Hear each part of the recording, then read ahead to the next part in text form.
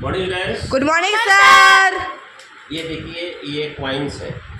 आप लोग प्रोबेबिलिटी में पढ़ते होंगे कि सिक्का को अगर हम टॉस करते हैं तो दो ही देता है आउटकम्स, हेड और टेल। ये यूनिवर्सल ट्रूथ है। और किसी प्रकार के गेम में या इलेक्शन में अगर दो मेंबर का समान मत आता है तो वहाँ पर जो निर्वाचन का अधिकारी होता है वो टॉस करता है और पूछता है मेंबर से आपको क्या रखना है और आपको क्या रखना है। हेड एक टेल चुनता है और जब गिराता है तो हेड और टेल आता है। लेकिन इसके एक्सेप्शन जो लोगों ने नहीं देखा है। एक्सेप्शन इसमें क्या है, कर ध्यान यह रखना चाहिए कि मिट्टी ज़मीन जो है सैंडली मॉइस्चरली नहीं होना चाहिए।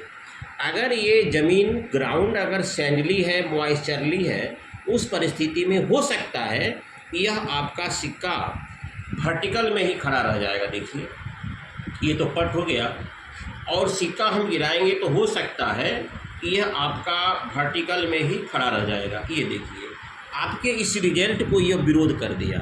हमने कहा कि सिक्का को जब गिराते हैं तो हेड या टेल ही गिरता है। ये तो बिल्कुल सत्य है, ये तो बिल्कुल सत्य है। लेकिन हमको यह भी कंडीशन दिखाना होगा एक्सेप्शन में कि हमारा जो सतह होना चाहिए सैंडली और मॉइस्चरली, यानी गीला मिट्टी नहीं होना चाहिए। जैसे मैंने इसको गिराया तो क्या हो गया, स्लाइंटली हो गया, 45 के एंगल पर स्टेबल हो गया।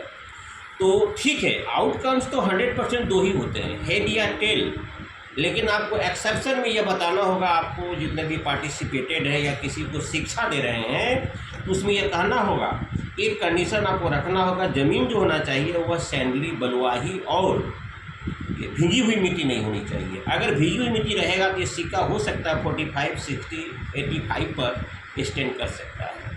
तो ये प्रोबेबिलिटी का सवाल है, इसको कि हम लोग प्रायिकता कहते हैं, संभावनाएं कहते हैं कि इस सिक्के को उछालने के बाद कौन कौन सी संभावनाएं हो सकती है। दो संभावना, चित और पट। लेकिन अपवाद में आपको बताना होगा कि मिट्टी अगर सैंडली है तो उस परिस्थिति में ये सिक्का खड़ा रह सकता है। ये आपका तो नियम लागू नहीं होगा, इसलिए इंक्लूडेड में इसको रखना होगा। तो डियर स्टूडेंट्स, इस वीडियो को आप लाइक करेंगे, शेयर करेंगे, subscribe. Thank you very much.